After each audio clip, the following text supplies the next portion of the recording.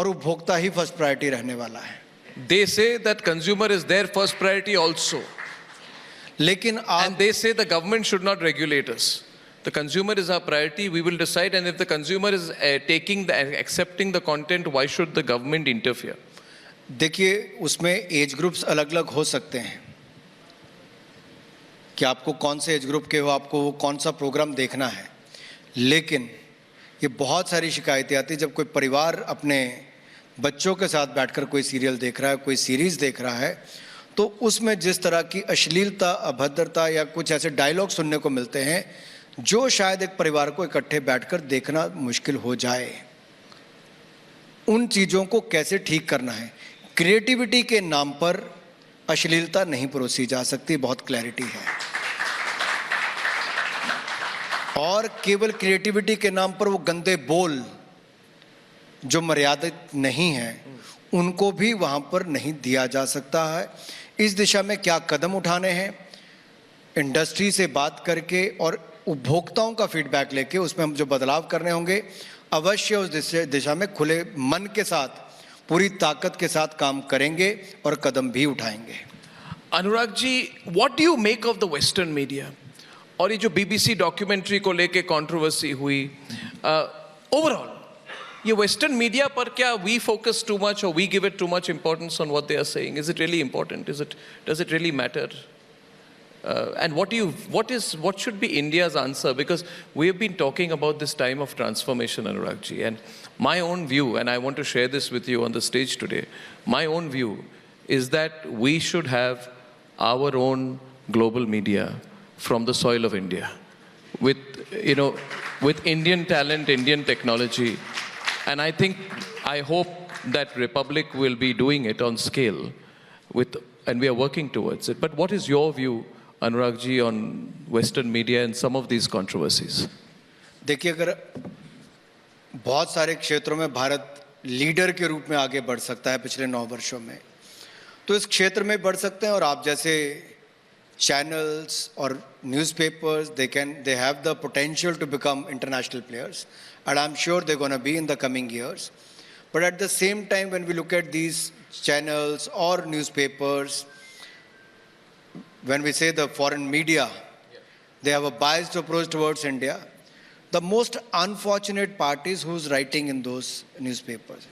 It is some of those people living here, knowing very well what is the truth, but despite that, they are biased. They are working with the agenda.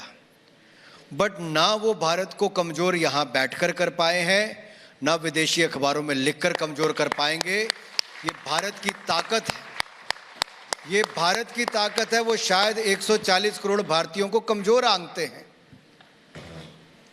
और उनको कभी भी नहीं करना। और मैं दूसरा कह दूं, आप बीबीसी की बात करते हैं, एक तो भ्रष्टाचार बचाओ कैंपेन बीबीसी, ये भी कुछ लोग चलाते हैं। एक्सीलेंट।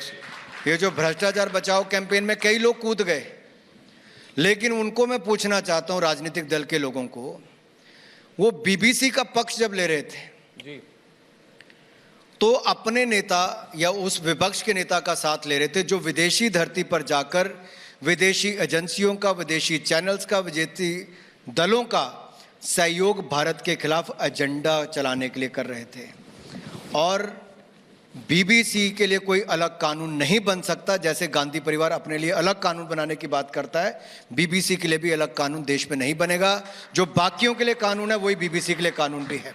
और अगर कानून का उल्लंघन बीबीसी ने किया है तो कोई कारण नहीं कि उनके खिलाफ कार्रवाई क्यों ना हो, नियम अनुसार उनके खिलाफ कार्रवाई भी होगी। इस बात के लिए मैं आपको सुनिश्चित करना चाहता हूं।